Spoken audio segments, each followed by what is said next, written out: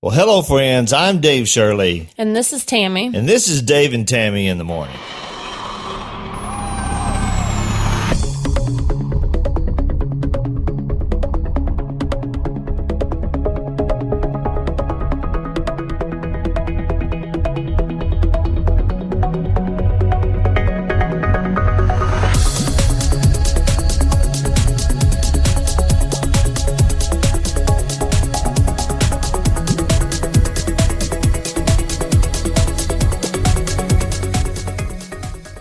Well, hello, friends. I'm Dave Shirley, and I got Tammy on here with me. Say hi to everyone, Tammy. Hello, everyone. You know, what's the deal with Donald Trump? You know, Macy's, out of all people, Macy's dumps Donald Trump. Can you believe that? Do you know? I mean, what's the deal with that?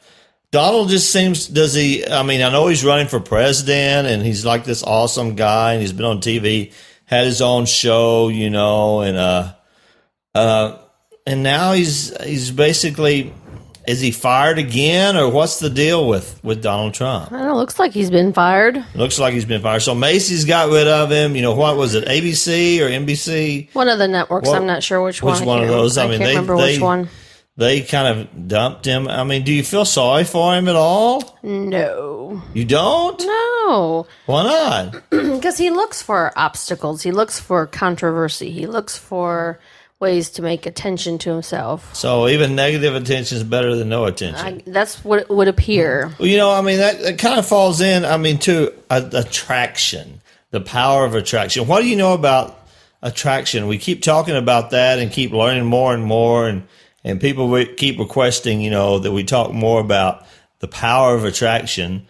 What do you know about that? What you seek is what you will eventually get. Whether he's looking for trouble, he's going to get trouble. He's going to get trouble. You know, so, I mean, you could say this, from your greatest despair can come your greatest gift. Sure. Okay, what does that mean to you, Tammy? When I say from your greatest despair can come your greatest gift, what, in your own words, just your own thoughts, what does that mean? Well, if you're in despair and you kind of hit rock bottom and you're praying probably for better things, those better things are going to influence your mind and the way of thinking. And right, but I mean, it all depends on what you dwell upon, what you think about. So in Donald Trump's case, if he says stuff, I mean, and he gets trouble from what he says, you know, I can't remember exactly what he said, something about, you know, some illegal immigrants and stuff like that. But he attracted some negative publicity for that, right? From that, because of that possibly negative comments. You know, I think it's in the trials of life that we discover our greatest gift, our gift to give the world. You know, from the places of our greatest despair, the places where we experience the things that can eventually help us to help others the most. Right. Does that make sense? Yes. You know, so as you go through life, you know, and you think, oh me, oh me, oh me, oh me. That can be used, that information and that trial in your life can be used as a huge testimony, and it can be used to help people in so many different ways that are going through something similar. Oh, absolutely. And I mean, you can end up being a beacon of light for them. Absolutely. You know, to help draw them out of whatever they're in their life, just because you've been through it, you've lived through it. Right. Okay, and you've been able to see. Come out smiling. Come out smiling. Hopefully come out smiling. Yeah. Or at least you can tell them, don't do this. Right. Okay, this is the wrong road to travel. Hopefully they can learn from your mistakes. And I run across people all the time like that, you know, as they're going down this rough road, this bumpy road, and they come up to a fork in the road, and one way's left and one way's right, and literally one way is right. Mm-hmm. Okay, and you try to help them, and they just won't receive the help. They won't take your advice. I mean, you stand there and say, I have the light, I'm shining the light, this is the way. I've been there. I've been where you are, this is the way, come on, follow me, and they go the other way. Right. They don't. Is it a trust issue? It could be, because they've been burned or hurt too many times before. Okay, but we experience this sometimes in children. You know, you tell your children, don't do that, you'll get hurt. What do? They do it anyway. They do it anyway, because the only way that they can learn is by Getting burned. So you could say, man, I have the water. There's a fire there. Don't go down that road. This side's clear. Come this way. And they'll go down that road and they'll get burned. Okay. And, it's just sad because you want to be able to help people and spare them right. that defeat. It could be a monetary defeat, losing a lot of money. It's just, sometimes I just don't get it is why people will they just won't trust you, when you say, man, I can help you. Right. And perhaps they've been too burned too many times and they just won't, But the things that you can concentrate on. How about concentrating on stuff? What kind of house do you want to live in? Okay, when people dream, when people have a vision, when people aspire to have more, do they say, man, I just want a double wide trailer house? No. I mean, they do. Well, some people might. That might be more for them. It might be more for them, but when you're talking about the power of attraction and the universal attraction formula, if you believe in that, whether you believe that there's God tied into that, which I personally do. I personally believe that he is the controller. He is the architect of the whole universe, and all power emanates from him. Mm-hmm, right. Okay. But why not ask for something big? Instead of asking, man, can we just get a trailer house? Fear? Huh? Fear? Yeah, but so fear could be part of it. So part of this limiting belief is what I will call it. Right. A limiting belief. So you're saying, I don't have anything. Right now we're just living maybe out of an apartment. Right. Okay, we're renting an apartment. If we could just get our own trailer house. Okay, that's a step up perhaps. Yeah. Okay, but what I'm saying is this, is if your vision, why do you limit your vision? Why do you limit your aspirations to a trailer house? Self-esteem, because you don't think you deserve or can do any better than that. Okay, but what I'm saying is, you're right. If you want to attract something into your life, why not attract something big? Do you think it's any harder to attract a $100,000 home than it is a $20,000 trailer house? Used trailer house? Well, they're probably thinking from financial standpoint and their job and their stuff like that. Well, they're thinking we don't have enough money. What they can afford. Okay, so why think in negative term of we can't afford that? People just do that. It's ingrained in them. So we have to work to uningrain. Yeah. This negative thinking, man, I can't afford that. Or thinking, I can't have that. Or thinking, we can't have a $100,000 house. We have to have a trailer house.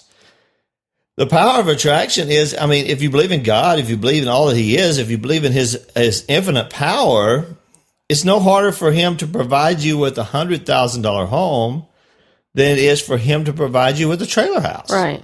True.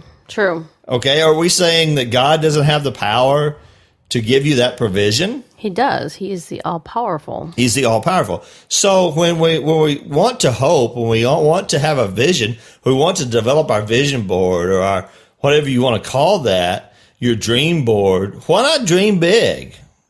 Okay, if it's going to come from another power, if it's going to come from the power of the universe, why not dream big versus dream small? I don't know. Why not? Why not? So when we dream, when we have a vision, why not have a vision of the house you want to live in, the mansion you want to live in? Okay, do you want to be a millionaire? Some people do. Some people do. Some people don't. Right.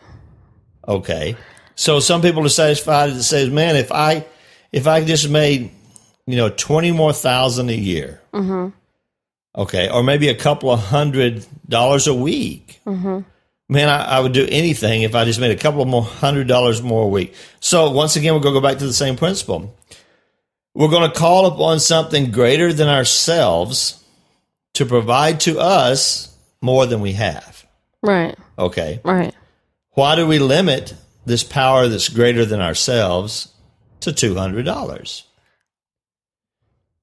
Is it any harder for that power to provide us $2,000 a week? I would probably not. No. Versus 200? No. No, it is no difference. To the power of the universe, to the God of the universe, to the ultimate universal machine, it is no harder to provide $200 than it is $2,000 or $10,000 or $20,000. So, you may not inspire to be a millionaire, but you don't need to limit yourself in your vision or in your dream, right?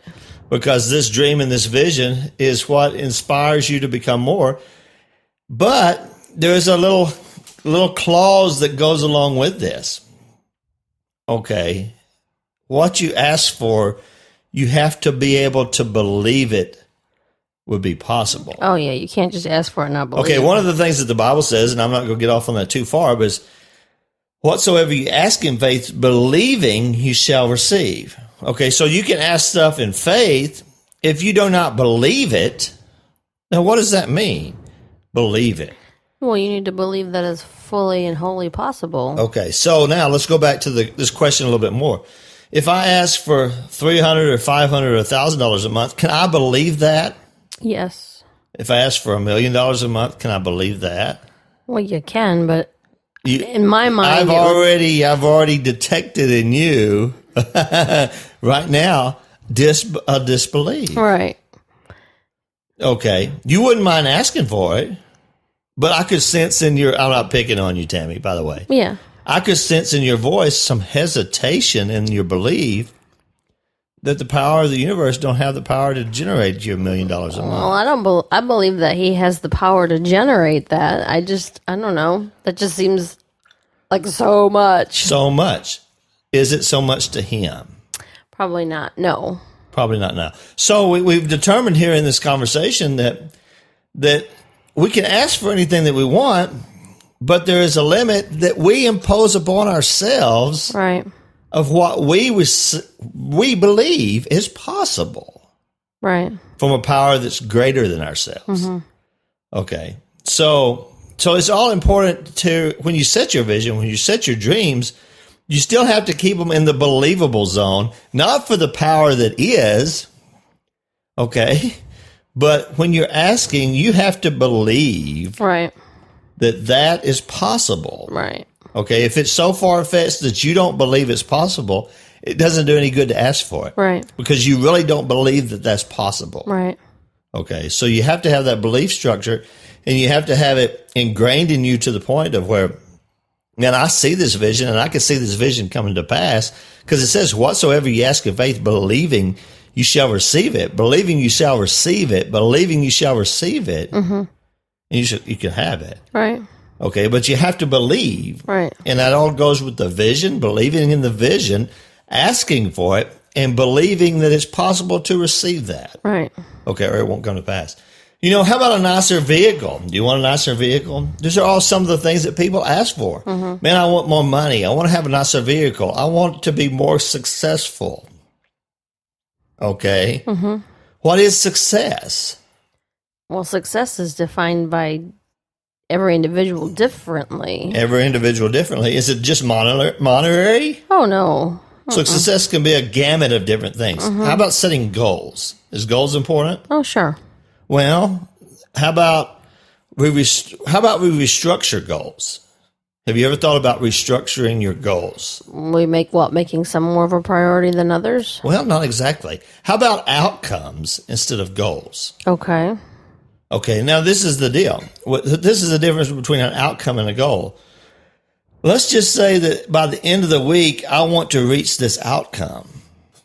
Okay. Okay. If I set a goal, goals tend to be very, very lofty. Okay. Okay. And when you put that on yourself, then you can fail of that, right? Mm-hmm. Very easily. The light bulb just came on. Huh? The light bulb just came on. What if you just set an outcome? Right. Say by the end of the week, this is the outcome I want to have by the end of the week. Right.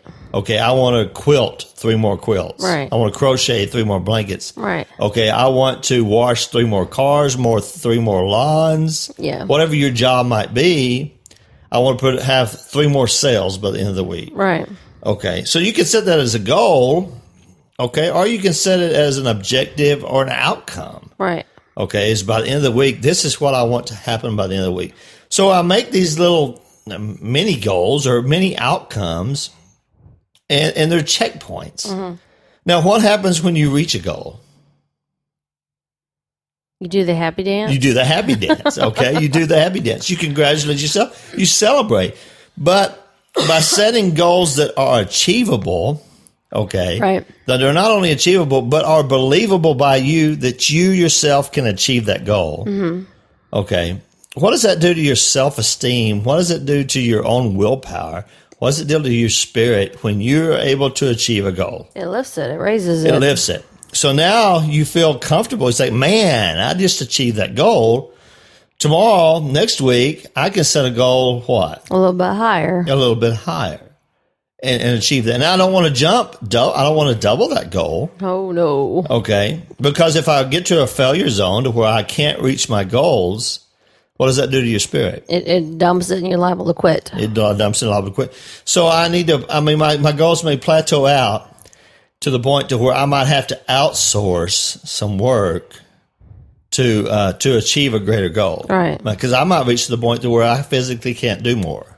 So to reach a higher goal, I may have to outsource. I may have to hire more employees, or I may have to ask my boss for extra help to reach this higher goal. Right. Okay, because it's more than I can possibly get done.